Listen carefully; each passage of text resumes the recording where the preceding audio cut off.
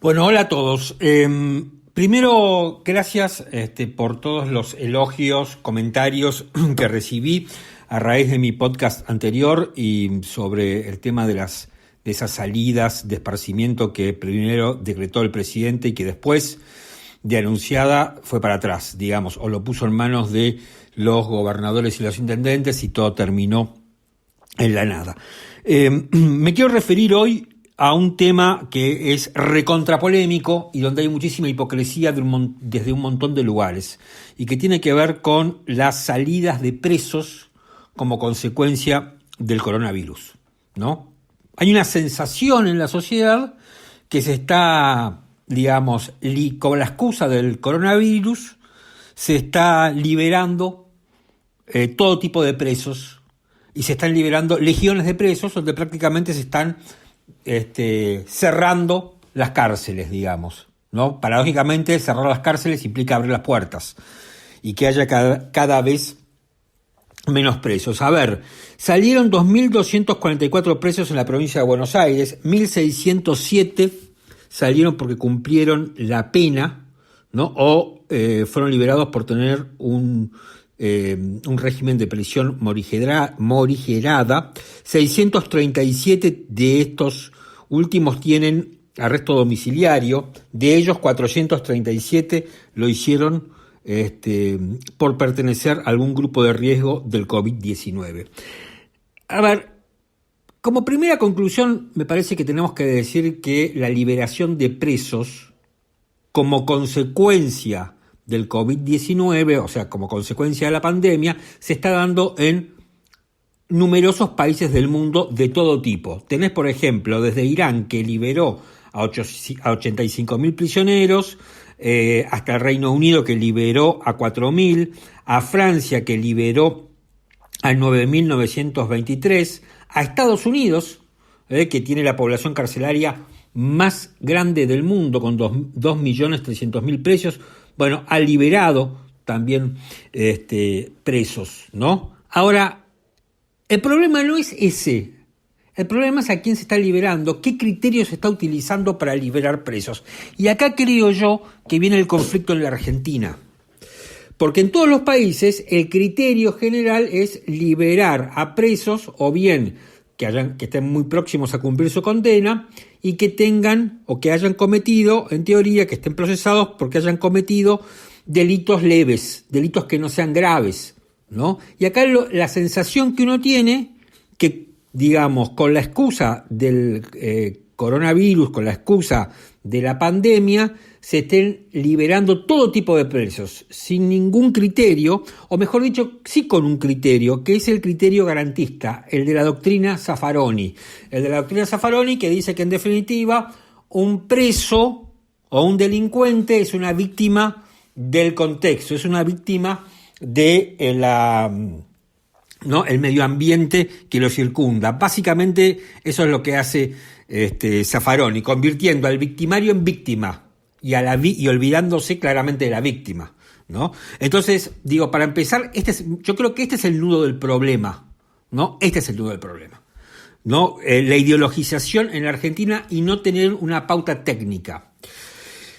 Me parece interesante escuchar en una nota un reportaje que le hicieron Ernesto Tenenbaum y Reinaldo Sietecase a Marcela Lozardo, que es la ministra de Justicia, que tiene una, digamos, la verdad es que pareciera que peca de ingenua o pretende que nosotros seamos los ingenuos.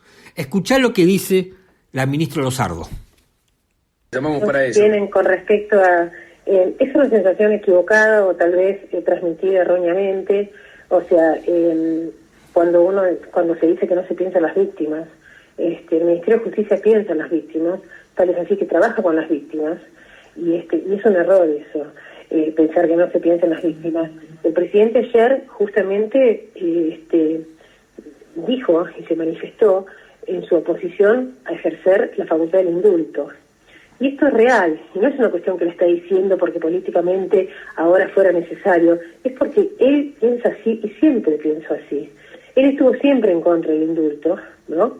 Y en la campaña, recuerden ustedes, que lo volvieron bastante loco con que iba a indultar a la gente investigada de corrupción.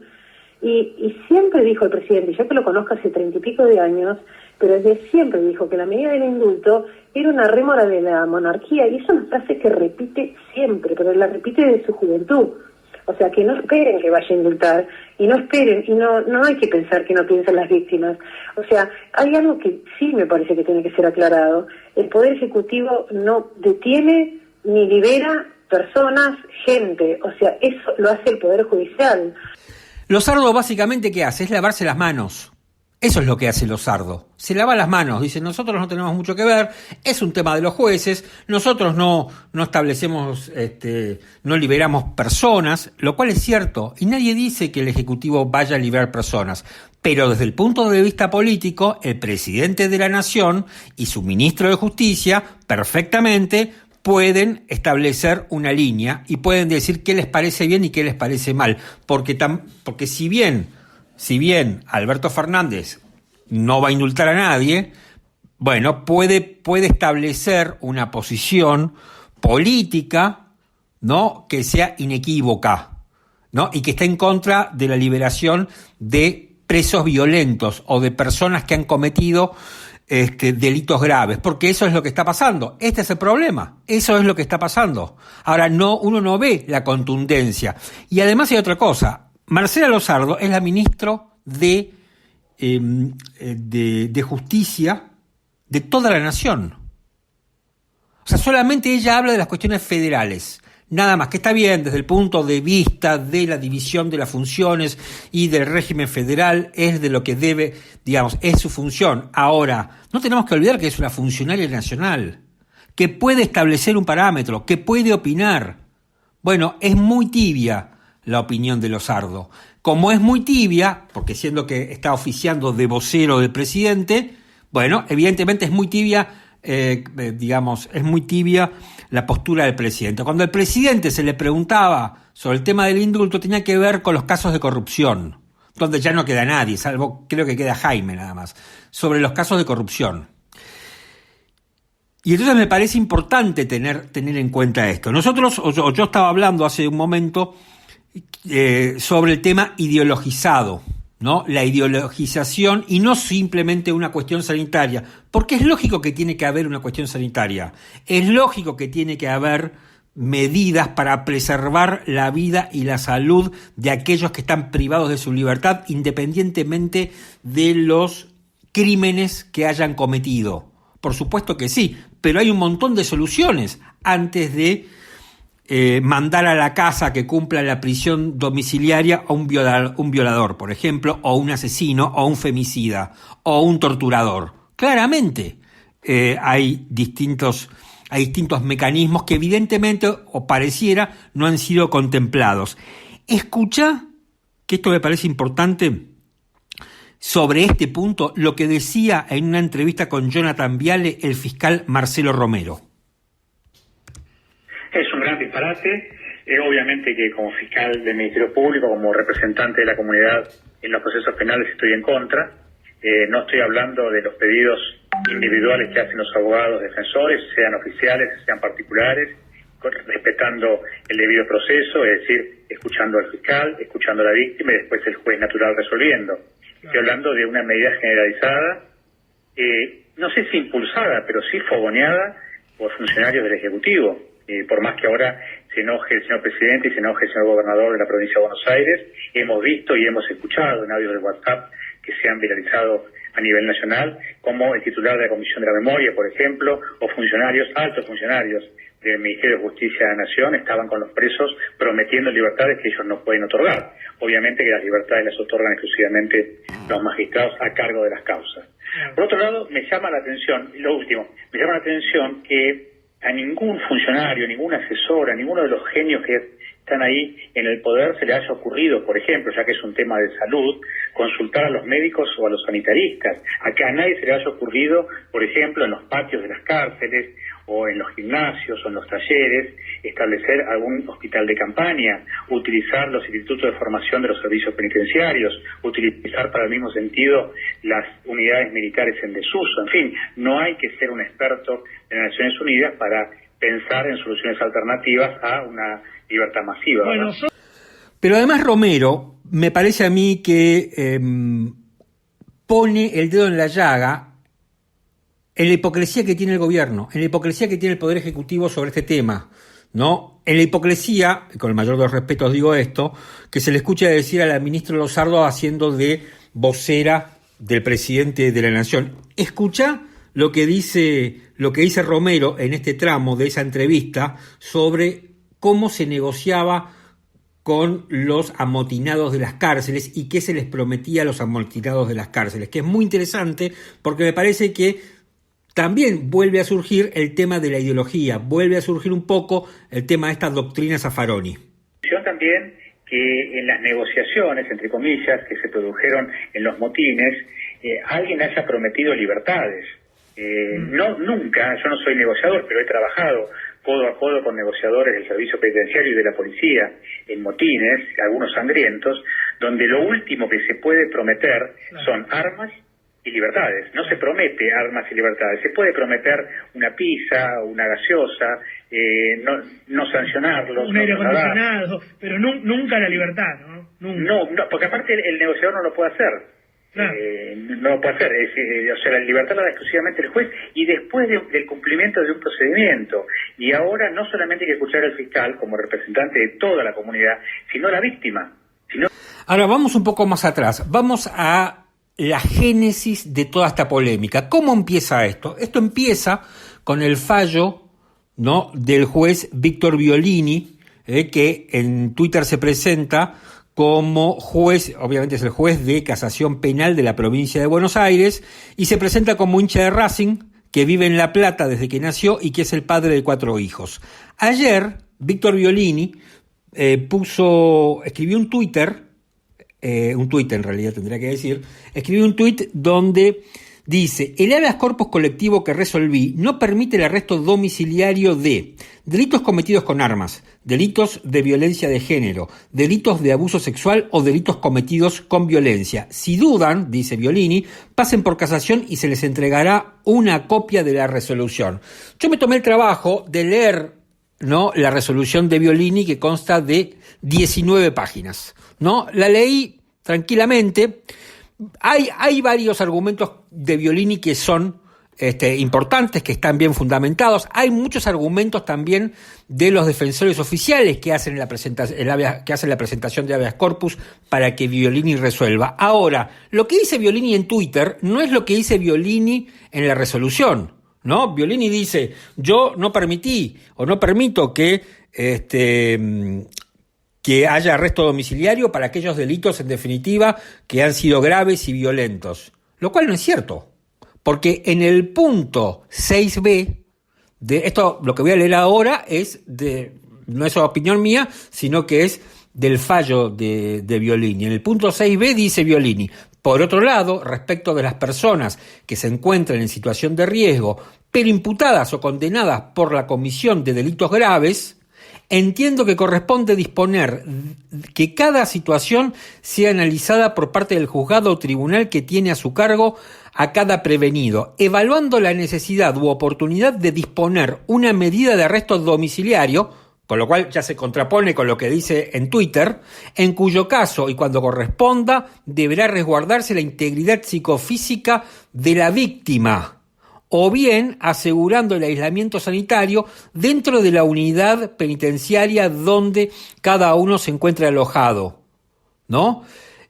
A este fin considero pautas razonables para evaluar la gravedad del delito, no solo la escalada penal involucrada o la pena impuesta por sentencia condenatoria, aunque no se encuentre firme, sino también parámetros como el bien jurídico tutelado, priorizando el relativo a la vida, dice Violini, entre otras cuestiones. Con lo cual, esto no es lo mismo que él escribe en las redes sociales. No es igual, porque ahí dice que en Twitter dice que resolvió no permitir el arresto domiciliario, ¿no?, para aquellos que han cometido delitos con armas de fuego, con violencia de género, y acá en el fallo, que es lo único que vale, no lo que dice Violini en Twitter, lo que vale es lo que dice en su fallo, deja la puerta abierta para que haya una domiciliaria. No es cierto lo que está diciendo Violini en un lugar y en otro, es una contradicción. Así que esta es la génesis, ¿no?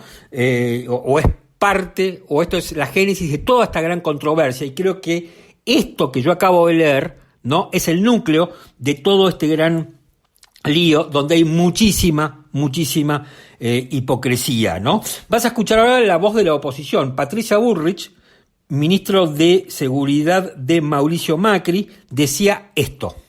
Si es por una cuestión humanitaria, directamente abramos todas las cárceles. No, o sea, no, si es, no. ¿no? Entonces, para hacer el distanciamiento, yo te estoy dando una idea.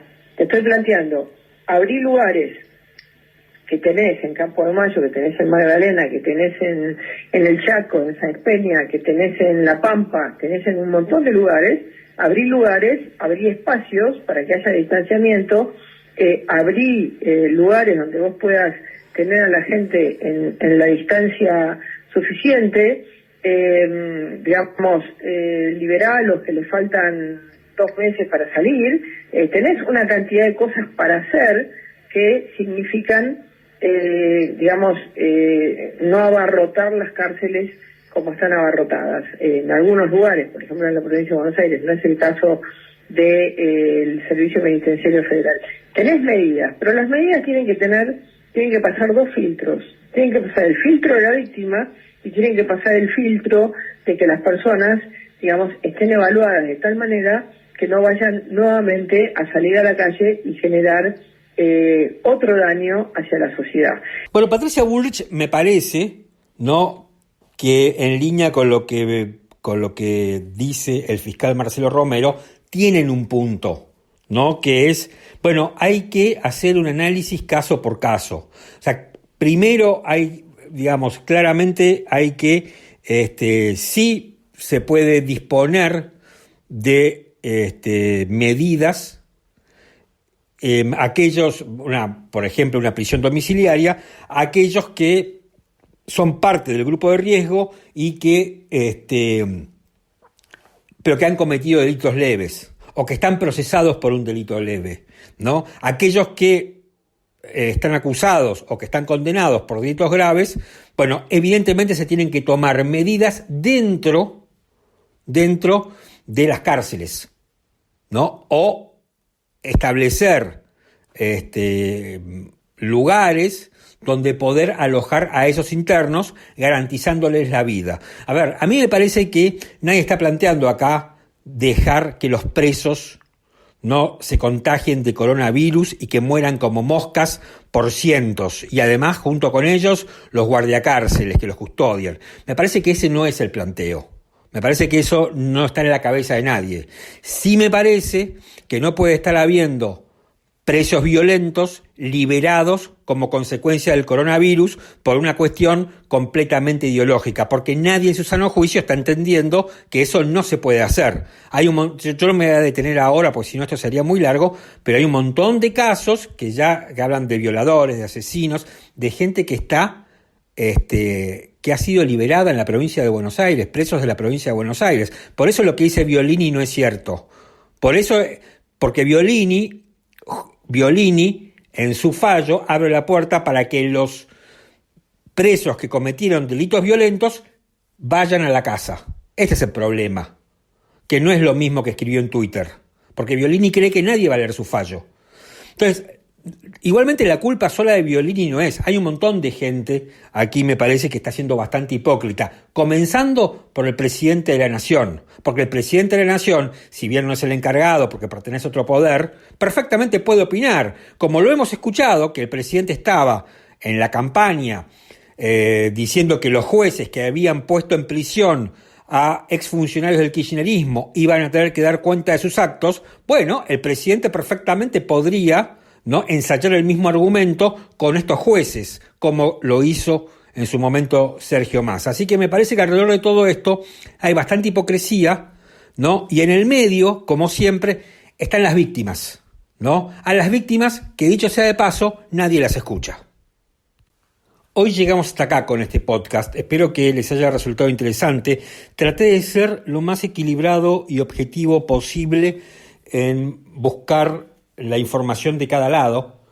No hay que ser tremendista, pero también me parece que alrededor del tema hay mucha hipocresía y traté, en la medida de lo posible y en el breve tiempo que uno trata de hacer esto para que no sea pesado, de desenmascarar un poco esa hipocresía en algo que, en un tema que es tan complicado, es tan grave y es tan controversial, y me parece que hay que tener muchísimo cuidado y que el gobierno no está teniendo cuidado en todo esto, y mucho menos están teniendo cuidado los jueces, porque aquí, digamos, es como que las víctimas vuelven a serlo, a las víctimas se las revictimiza, porque debe ser tremendo, ¿no? Todavía que alguien fue víctima, ¿no?, de un delito, que le mataron al padre, a la madre, a un hijo, que lo dejaron herido, que sufrió una salidera,